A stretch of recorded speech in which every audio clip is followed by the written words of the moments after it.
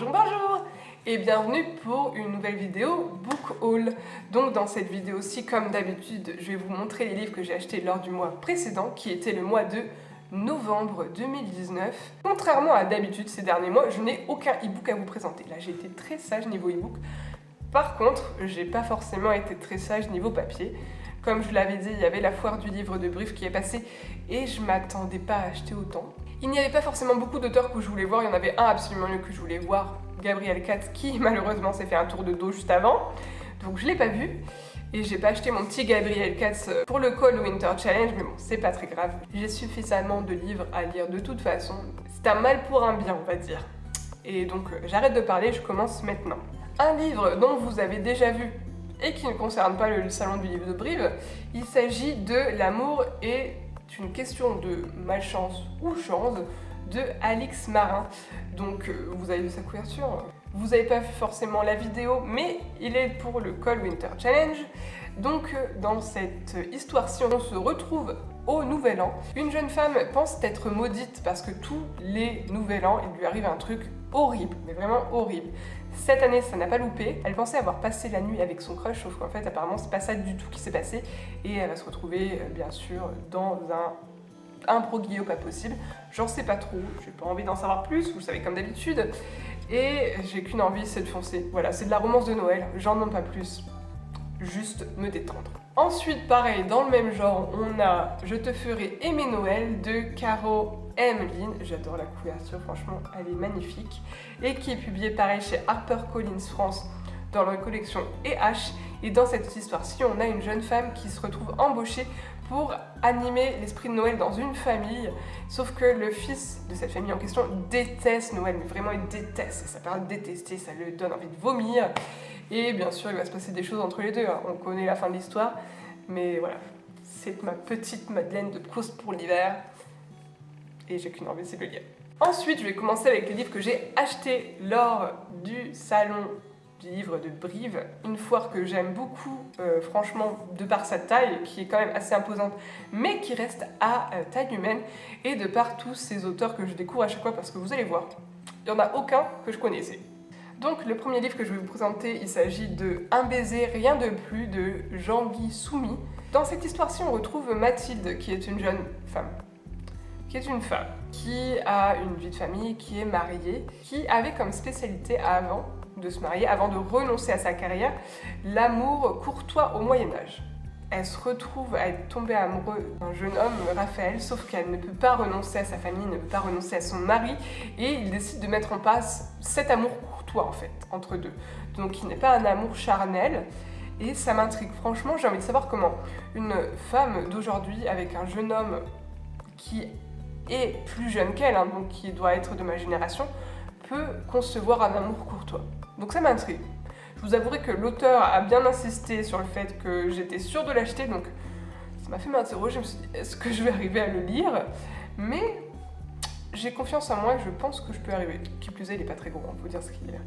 Donc voilà, beaucoup d'intrigues par rapport à ce roman-ci. Ensuite, un roman un peu plus fun, puisqu'il s'agit de Qui t'a tué, autant le faire dans l'ordre, écrit par Virginie Lloyd et qui est auto-édité.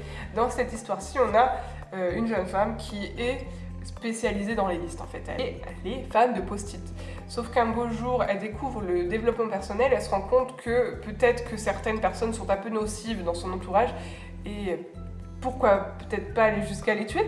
Donc ce livre-ci, j'aurais beaucoup parlé avec l'auteur, apparemment il faut le lire au second degré. C'est un livre assez piquant, assez mordant. Franchement, j'ai beaucoup apprécié la rencontre avec l'auteur, donc je vais m'y plonger avec délice. Ça a l'air sympa, ça a l'air fun, il faut savoir se détendre de temps en temps. Ensuite, un livre que j'ai pris parce que son titre m'a interpellée, il s'agit de La chronique du périnée de Catherine Coq. Dans cette histoire-ci, on parle du périnée. Donc ce périnée, c'est ce qui m'a fait choisir le livre, c'est le fameux plafond de muscles qu'on a en dessous de la ceinture abdominale, en fait, qui gère à peu près tout ce qui est sphincter urinaire et anal, je sais plus comment on dit. Et donc je commence à le découvrir parce que je fais du yoga et ce sont des muscles qui sont très très importants pour nous et pour aussi bien femmes qu'hommes. C'est très important parce que c'est pour les femmes, c'est ce qui permet notamment l'accouchement, c'est ce qui permet d'éviter tout ce qui est fuite urinaire, tout ce qui est descente d'organes. Donc il faut apprendre à le connaître, il faut apprendre à le muscler. Donc je vous avouerai, quand j'ai lu ça, je me dis ah, intéressant. Et en fait il s'agit d'un livre qui parle d'une sage-femme, et écrit par une sage-femme, je tiens à le préciser, où en fait elle fait des chroniques à la radio, elle explique du coup sa vie de sage-femme et ses réflexions de femme. Et un beau jour, elle se retrouve confrontée à un accouchement qui va vraiment la marquer. J'ai discuté avec l'auteur, donc c'est un livre purement féministe, hein, mais pas que pour les femmes. Ça peut être aussi pour les hommes, hein, parce que le périnée est aussi masculin. J'ai vraiment envie de savoir ce que je vais apprendre dans ce roman, parce que clairement, je pense que ça va être comme pour les crayons de couleur de Jean-Gabriel Cos, où j'ai pris énormément de choses sur les couleurs. Là, sur le périnée, sur tout ce qui est l'appareil reproducteur féminin, je pense que je vais apprendre des tas de choses, et ça fait jamais trop de mal d'apprendre des choses sur ça. Je vous avouerai que je ne suis pas du tout la science infuse dessus, mais je suis très très intéressée par le sujet, donc j'ai vraiment hâte de le lire. Et c'est un livre que j'ai déjà recommandé à certaines de mes copines, donc je pense qu'on va se le passer à mon avis. Ensuite, je continue avec La police des fleurs, des arbres et des forêts de Romain Puertolas, qui est publié chez Albin Michel, donc je vous avouerai que j'ai craqué sur la couverture. Romain Puertolas, c'est celui qui a écrit les aventures de Fakir avec l'armoire Ikea, je ne sais plus trop le nom, qui a beaucoup parlé de lui et qui a été adapté en film, il me semble. Je n'ai pas lu ce livre-là, j'ai pas vu le film non plus, mais je vous avouerai que j'ai bien apprécié parler avec l'auteur et qui m'a assez intriguée, parce que là on se retrouve dans les années 60 et une maladie mystérieuse se propage en fait dans un petit village perdu dans la France. Et peut-être que c'est lié à une plante, mais on ne sait pas trop.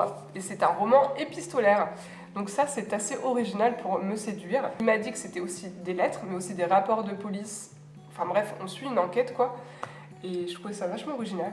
Et ça sort un petit peu de ma zone de confort, parce que les romans épistolaires, j'en lis très peu, je vous avouerai. Ensuite, pareil, je suis tombée sur la couverture, j'ai flashé, j'ai lu le résumé, je me suis dit hop, c'est pas trop mal, hein, je le prends. Il s'agit de N'habite plus l'adresse indiquée, écrit par Nicolas Delesalle. C'est un roman avec pareil une narration assez spécifique, parce qu'on a un narrateur qui raconte l'histoire de quelqu'un. Donc ce quelqu'un, c'est Sissi, qui apparemment reçoit des lettres pour une autre personne, mais des lettres d'amour, et elle va essayer de découvrir qui écrit ces lettres et pour qui. Donc je pense que ça va être trop mignon, et pareil, la structure narrative est assez intéressante pour me plonger dedans. Ensuite, un livre que j'ai vraiment pris par hasard, parce que en fait c'était l'auteur était une ancienne journaliste de Quotidien, et on s'est arrêté et j'ai lu la couverture et ça m'a tout de suite plu. On y découvre Héra, qui est une jeune grecque qui en fait se retrouve à Paris, propulsée du coup loin de sa Grèce natale, et qui découvre en fait Paris, la vie parisienne, les Parisiens, et donc voilà, ça me donne envie de voir ce que ça peut donner. C'est un premier roman donc, qui est publié chez les Gallimard, comme on voit la couverture. D'habitude, je ne suis pas fan des bandeaux, mais là je pense que je vais le garder, parce que moi, la collection blanche chez Gallimard, j'ai beaucoup de mal. Je vous avouerai que je suis assez sensible aux couvertures, en fait, ça fait pour moi une grande partie du livre, et que cette couverture toute terne, mais très très prix Goncourt, hein, faut dire ce qui est, me plaît pas forcément beaucoup. Donc je vais garder forcément le bandeau, qui est beaucoup plus peps et qui donne vraiment envie pour le coup de lire le livre. Donc voici pour mon book haul du mois de novembre. Vous voyez que j'ai pas beaucoup pris de lecture, enfin j'ai pas du tout pris de littérature de l'imaginaire. La foire du livre de Brive m'a permis de me sortir un petit peu de mes sentiers battus, des livres épistolaires, des livres avec des narrations assez particulières. J'avais pas forcément envie d'imaginaire, j'avais vraiment envie du concret, de tous les jours. Donc voilà, du contemporain, cherchez le mot, du contemporain. Et donc je me suis laissée tenter. Je pense qu'il y aura d'autres livres un petit peu imaginaires qui vont arriver après, ça je me connais, donc je m'inquiète pas. Sur ce, si vous avez des suggestions de lecture, n'hésitez pas en commentaire à le dire. Si vous avez lu un ou plusieurs de ce livre, n'hésitez pas en commentaire également. Et moi, je vous dis à bientôt dans une prochaine vidéo. Et bisous!